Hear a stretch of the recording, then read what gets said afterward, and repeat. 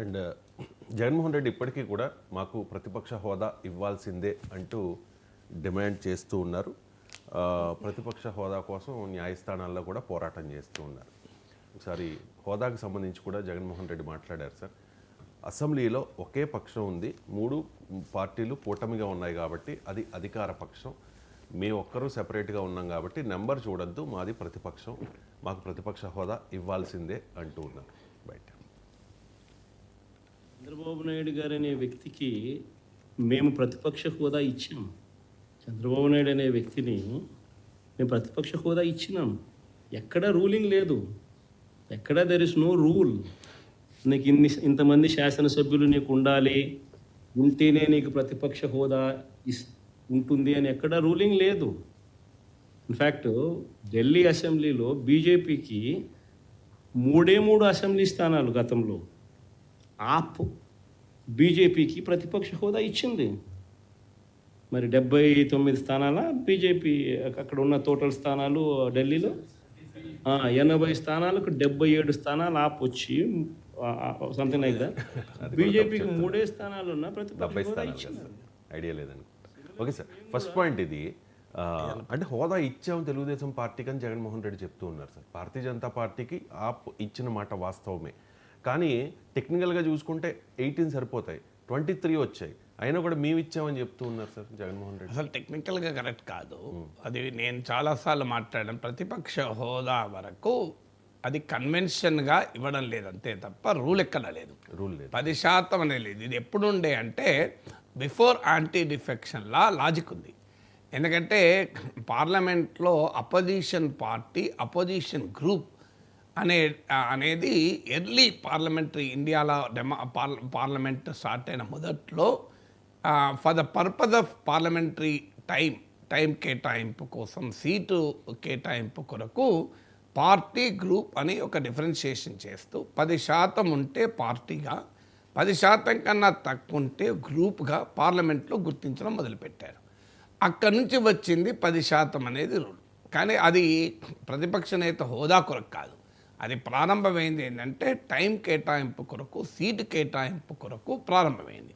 కానీ anti defection law, ఫిరాయింపు నిరోధక చట్టం వచ్చాక ఈ డిస్టింక్షన్ లేదు. మీరు పార్టీ గ్రూప్ అనేది లేదు. ఇప్పుడు ఉదాహరణకు ఒక పార్టీ సభ్యత్వాన్ని కోల్పోవడం అన్నట్టు గ్రూప్ సభ్యత్వం ఉండదు కదా. సో ఆ యాంటీ డిఫెక్షన్ లా వచ్చాక ఒక్క సీట్ ఉన్న పార్టీయే. సో అందువల్ల ఆ డిస్టింక్షన్ కాస్త యాంటీ డిఫెక్షన్ లాతో లేదు. తర్వాత payment of salaries and allowances act Andhra Pradesh assembly చేసిన చట్టం ప్రకారం కూడా క్లియర్గా ఎక్కడా 10% అన్న పదం లేదు. ఉన్నదల్లా పార్టీ అధికార పక్షము కానీ రాజకీయ పార్టీల్లో ఎక్కువ సీట్లు ఉన్నదాన్ని ప్రతిపక్ష నేత హోదా అంటారంతే. అంటే the one who is not the party with highest number of seats with in the opposition. అందువల్ల ఇవాళ ఇక్కడ అపోజిషన్లో ఒకే పార్టీ ఉంది కనుక ఆ క్రైటీరియా రాదు. ఢిల్లీలో నాకు గుర్తున్నంత వరకు 70 సీట్లు అనుకుంటాను, బహుశా ఆయన పొరపాటు చెప్పాడు. 70 సీట్స్, 3 సీట్లు బీజేపీకి వచ్చిన ప్రతిపక్ష హోదా ఇచ్చిన మాట నిజం, అందులో అనుమానం లేదు. దీనిపైన నేను చాలా సుదీర్ఘంగా ఇదివరకు మాట్లాడాను. అన్ఫార్చునేట్లీ ఆంధ్రప్రదేశ్లో ఏంటంటే నిజం మాట్లాడితే నచ్చదు. నిజము తమకు అనుకూలంగా మాట్లాడాలి ప్రతి పార్టీ. ఇదే జగన్మోహన్ రెడ్డి చంద్రబాబు నాయుడిని ఉద్దేశించి అసెంబ్లీ సాక్షిగా నేను చిటికేస్తే కొంతమంది ఎమ్మెల్యేలు ఇటువైపు వస్తే నీకు ప్రతిపక్ష నేత హోదా కూడా పోతుంది అని వ్యాఖ్యానించాడు. మరి అప్పుడు జగన్మోహన్ రెడ్డి ఏ ప్రాతిపదిక మీద వ్యాఖ్యానించాడు? ఇదే 10% ప్రిన్సిపల్ పైన వ్యాఖ్యానించాడు కదా. ఎందుకంటే 23 మంది టీడీపీకి ఎమ్మెల్యేలు ఉన్నారు. అప్పటికే 1-2 వల్లభనేని వంశీ, ఇంకొకరు గిరి అనుకుంటాను, 1-2 ఎమ్మెల్యేలు వెళ్ళిపోయినట్టున్నారు, 2-3. సో ఇంకా చిటికేస్తే ఇంకో 4 వెళ్ళిపోతే నిజమే వితిన్ 10% పడిపోయేది. ఇది జగన్మోహన్ రెడ్డి సాక్షాత్తు అసెంబ్లీలో అన్నాడు కదా. అంటే మరి అప్పుడు 10% ప్రిన్సిపల్ను జగన్మోహన్ రెడ్డి అప్హోల్డ్ చేశాడు.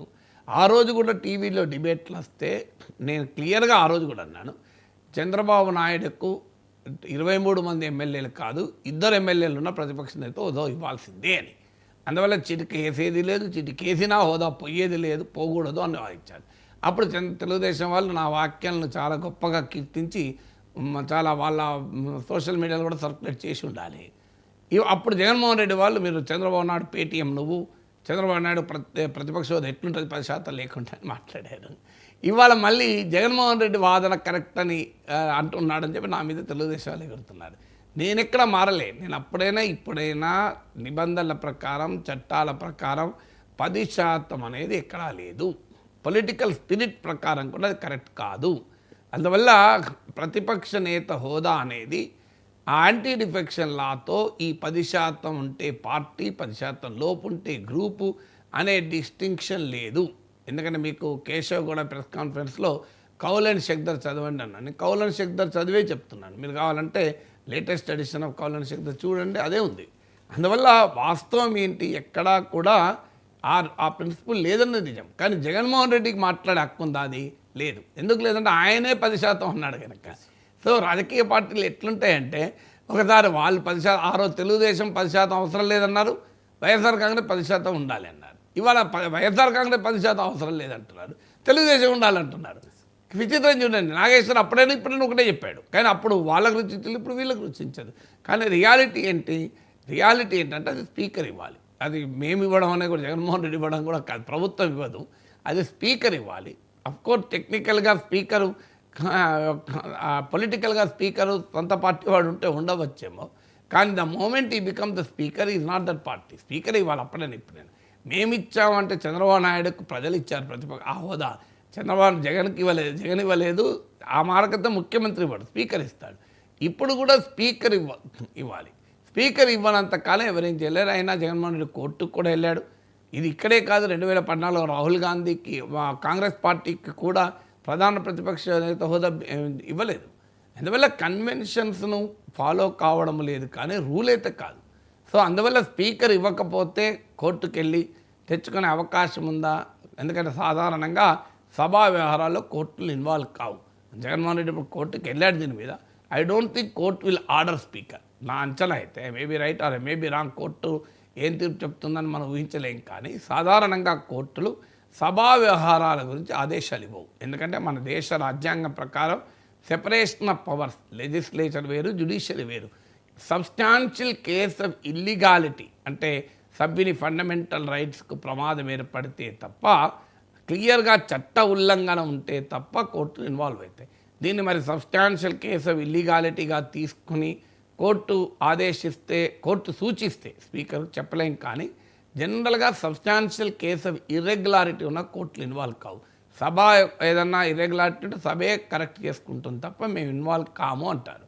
చూడాలి జగన్మోహన్ రెడ్డి కోర్టుకు వెళ్ళడం తేలుతుందా, ఈలోగా 2029 వచ్చి అసెంబ్లీ ఎన్నికలు కూడా అయిపోతాయేమో. బట్ అట్లీస్ట్ ఒక ప్రిన్సిపల్ అయినా కోర్టు ముందు పెడితే భవిష్యత్ తరాలకు ఉపయోగపడుతుంది. అందువల్ల జగన్మోహన్ రెడ్డి అయినా సో ఎవరైనా ఇది అయితే ఇప్పుడు ఒక చర్చ ఏమొస్తుంది, నేను స్పీకర్ మాట్లాడింది కూడా చూశాను.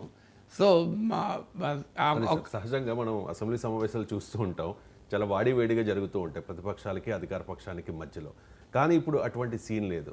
రఘురామకృష్ణన్ రాజు గారు లాంటి వాళ్ళు కూడా రీసెంట్గా ఒక కామెంట్ చేశారు, సార్ నా కళ నెరవేరదేమో అని చెప్పేసి.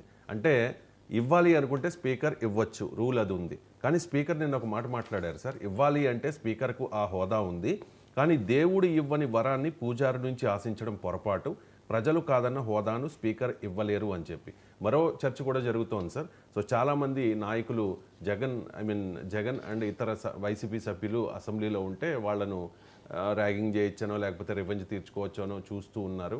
ప్రజలు కూడా ఆ సన్నివేశాన్ని చూడడానికి, ఆ సమావేశాలను చూడడానికి ఇంట్రెస్ట్ చూపిస్తూ ఉన్నారు. కాబట్టి స్పీకర్ అయ్యన్న పాత్రుడు గారు వైసీపీ సభ్యుల్ని అనుమతిస్తారు, ఆ హోదా ఇచ్చి అసెంబ్లీకి వచ్చేలా చేస్తారు, అప్పుడు వాళ్ళు రివెంజ్ తీర్చుకుంటారు అనే ప్రచారం కూడా జరుగుతోంది.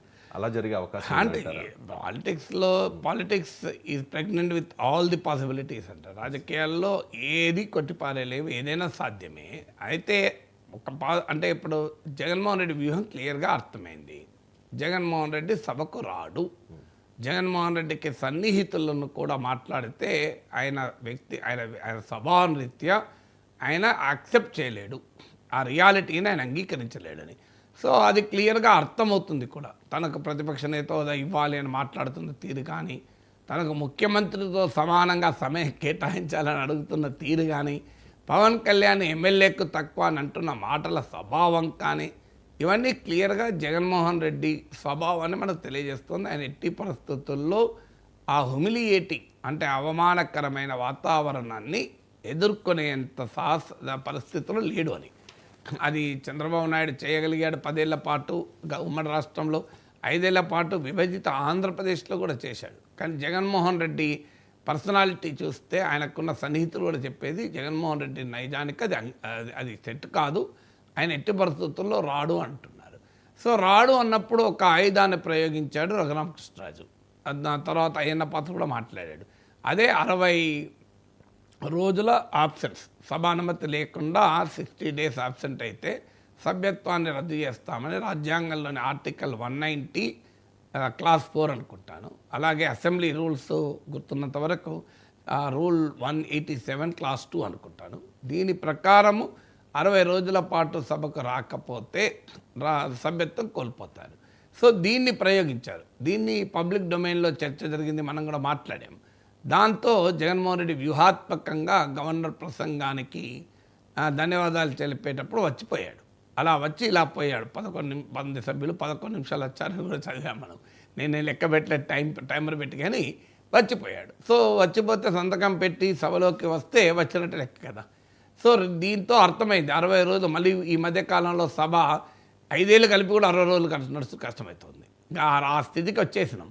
ఇయర్లీ 100 రోజులు నడవాల్సింది అనుకున్న సభలు కాస్త ఇయర్లీ 50 రోజులు 60 రోజులు పడిపోయి ఇప్పుడు అసలు 5 ఏళ్లలో 60 రోజులు నడిస్తే ఎక్కువ.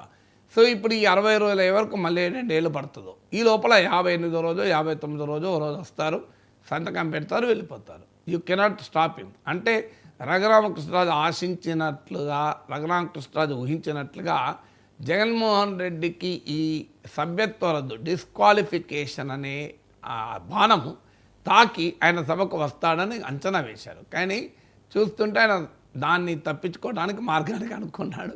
నేను వస్తాడు, సంతకం పెడతాడు. ఆ మేరకు రఘురామకృష్ణరాజు విజయం సాధించాడు. రాను అని శపథం చేసిన జగన్మోహన్ రెడ్డిని రప్పించాడు. కానీ తన ఎదురుగా మాత్రం పెట్టుకోవడం అనేది అంత ఈజీ కాదు. ఒకవేళ వచ్చినా సంతకం పెట్టి కొంతసేపు కూర్చొని వచ్చుడితోనే ఏదన్నా వాయిదా తీర్మానం పెట్టి అసలు సభలో కూడా అల్లరల్లరైతుంది, వీళ్ళు వాళ్ళంటారు, సభ వాయిదా పడుతుంది, లేదా వీళ్ళు వాయికాట్ చేసి వెళ్ళిపోతారు. సో ఆ సిచ్యువేషన్ రాదు. మరి ఎలా అలాంటప్పుడు నిజంగా అసెంబ్లీలో అపోజిషన్ ఉంటేనే రూలింగ్ పార్టీకి అట్రాక్షన్. రూలింగ్ పార్టీకి ప్రతిపక్షం ఉండి, ప్రతిపక్షం అడుగుతుంటే, ప్రతిపక్షం వాదిస్తుంటే, ప్రతిపక్షం బ్యాటింగ్ చేస్తుంటే, దానికి ప్రభుత్వం తరఫున సమాధానాలు చెప్తుంటేనే జనరంజకంగా ఉంటుంది. సమాజానికి కూడా మంచి మెసేజ్ పోతుంది, ప్రజలు కూడా అర్థం చేసుకుంటారు. ఇప్పుడు మీకు బ్లాక్ పాయింట్ మీద వైట్ షర్ట్ అందంగా ఉంటుంది తప్ప, బ్లాక్ పాయింట్ పైన ఇంకో షర్టు ఏ షర్ట్ వేసినా అంత అందంగా ఉండదు. సో మీకు అదొక కాంబినేషన్, కొన్ని కాంబినేషన్లు కొన్ని కలుస్తాయి. పాలకూర పన్నీర్ వేస్తారు తప్ప సుక్కకూర పన్నీర్ వేయరు కదా. గోంగూర పన్నీర్ అన్నారు, పాలక్ పన్నీర్ అంటారు, అవునా కదా. పాలక్ పన్నీరే టేస్టీగా ఉంటుంది తప్ప గంగవాయలి పన్నీర్, సుక్కకూర పన్నీర్, తోటకూర పన్నీర్ అని ఉండదు. సో ఉన్నా కూడా అదంతా పాలక్ పన్నీర్ అంత రుచిగా గోంగూర పన్నీర్ ఉంటుందా? సో మీకు పాలక్ పన్నీర్ అంటేనే అది ఉంటుంది. టమాటా వంకాయ కర్రీనే కాంబినేషన్ కలుస్తుంది, కొన్ని కాంబినేషన్లు కలుస్తుంది, బ్లాక్ అండ్ వైట్. డెమోక్రసీలో అధికార పక్షం ప్రతిపక్షం ఉంటేనే అది కరెక్ట్ కాంబినేషన్ కలుస్తుంది. మీకు అది లేకపోతే ఏమవుతుంది? ఇంబ్యాలెన్స్ కనబడుతుంది. ఎందుకంటే ఆ డెమోక్రటిక్ స్పిరిట్ ఉండదు. సో అధికార పార్టీలో కూడా హుషారు ఉండదు. ఏముంటుంది? వాళ్ళే బ్యాటింగ్ వాళ్ళే బౌలింగ్ చేసుకుంటే. సో ఆ హుషారు కూడా ఉండదు కదా. ఒక గాయకుడికి ఎదురుగా జనం లేకుండా పాట పాడమన్నట్టే. సో అందువల్ల ఇది big challenge. So Jaganmohan Reddy రప్పించి మీరు అన్నట్లు ఆ రాజకీయపరమైన కక్ష కావచ్చు, ఆ రాజకీయపరమైన ఆ కోపం తీర్చుకోవడానికి కూడా వీలు కలగడం లేదు. జగన్మోహన్ రెడ్డి చిక్కడ దొరకడం తర్వాత అవకాశం ఇక్కడిది. అందువల్ల we don't know what will happen. కానీ ఇంత చర్చ జరిగిన తర్వాత అసలు నీకు హోదాకు అవకాశమే లేదు, 10% లేదు అని అన్న తర్వాత ఇప్పుడు ఇస్తే ఒక రకంగా మరి అధికార కూటమి వెనక్కి తగ్గినట్టే, జగన్ విజయం సాధించినట్టు అవుతుంది కదా. అందువల్ల అలా మరి జగన్మోహన్ రెడ్డికి అవకాశం ఇస్తారా, లేదా జగన్ పదే అడుగుతున్నాడు కనుక పోనీలే ఇక ఇస్తున్నాం అని ఏదో ఒక దయతో ఇచ్చినట్టు దాన్ని చూపెట్టిస్తారా? It's all very difficult to predict ఏం జరుగుతుంది అనేది స్పెక్యులేషన్. బహుశా ఇవ్వకపోవడానికి ఇంతదాకా అన్న తర్వాత ఇప్పుడు వెనక్కు తగ్గి ఇస్తారా? ఎందుకంటే రూల్ వీళ్ళే కూటమి వాళ్ళే పదే రూల్ చెప్పి మళ్ళీ ఆ రూల్ లేదు అని చెప్పి మళ్ళీ మేము ఇస్తున్నాం అంటారా? ఇస్తే దానికి జగన్మోహన్ రెడ్డి ఏ రకంగా రియాక్ట్ అవుతారు? అందువల్ల అది ఔదార్యాన్ని ప్రదర్శించినట్లయితుందా, బలహీనత ప్రదర్శించింది, ఇవన్నీ క్యాలిక్యులేషన్లు ఉంటాయి కదా. అందువల్ల పాసిబిలిటీ రాజకీయాల్లో ఏ పాసిబిలిటీని కొట్టిపారేలేం, కానీ బట్ వెరీ డిఫికల్ట్, అయ్యే అవకాశం చాలా చాలా తక్కువ. చిన్న బ్రేక్ తీసుకుందాం సార్. చిన్న బ్రేక్ తీసుకుందాం. బ్రేక్ తర్వాత మరిన్ని ఇంట్రెస్టింగ్ టాపిక్స్కి సంబంధించి ప్రొఫెసర్ గారి అనాలిసిస్ చూద్దాం. స్ట్రేట్